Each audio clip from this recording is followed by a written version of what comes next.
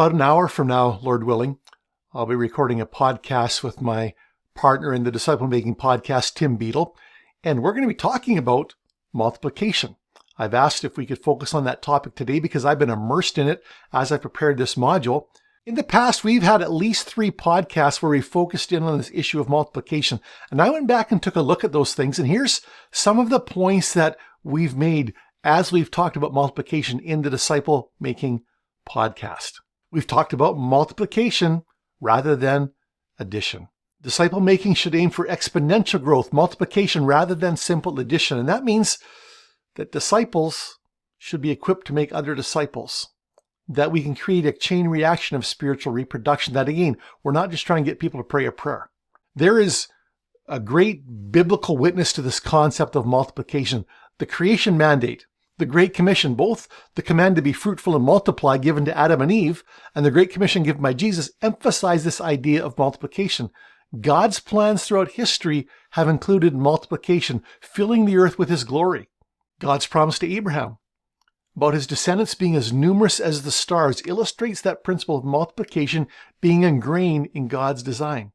And of course, we look at Jesus' ministry, His call to disciples to follow Him, and then sending out the 12 and sending out the 72 and calling them to go and make disciples. Jesus modeled and called His disciples to multiplication. There are, of course, some challenges in our church today. We have a focus on programs. We focus on programs more than on true disciple making. I think we believe that because we label our programs as discipleship, we just assume they're making disciples when that's, of course, rarely the case. There's definitely a need in our legacy church and in the prevailing model of church, a need for a shift towards personal engagement in making disciples who can make other disciples, rather than just running wide open, mass-produced programs that don't do well in ultimately making disciples. This, of course, has some practical implications. We need some intentional time application. Church staff and church leaders and elders really are called to allocate specific time for disciple making, stepping outside those programs and personally mentoring individuals and making disciples, reproducing ourselves in them.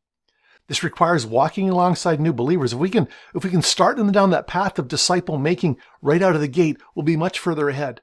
Effective disciple making requires that we journey with new believers to maturity, that we ensure as a part of the new believer follow-up, that we ensure they are being equipped to disciple others.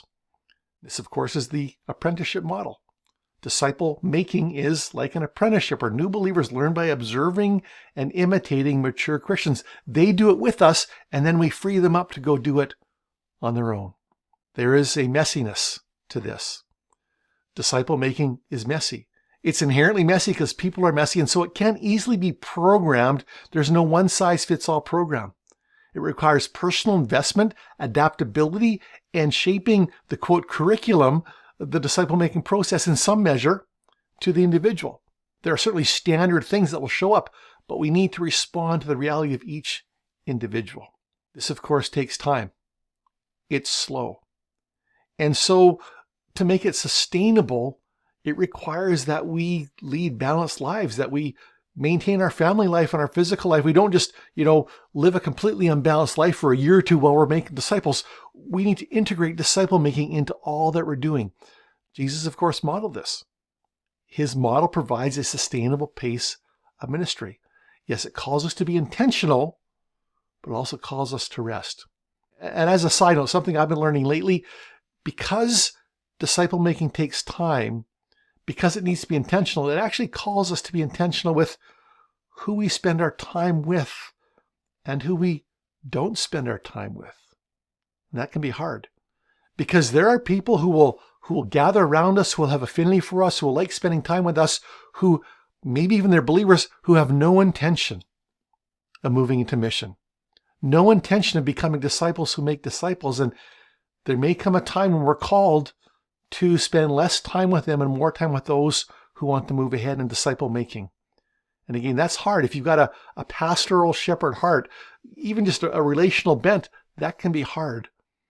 But again, our time is limited and the mission is clear.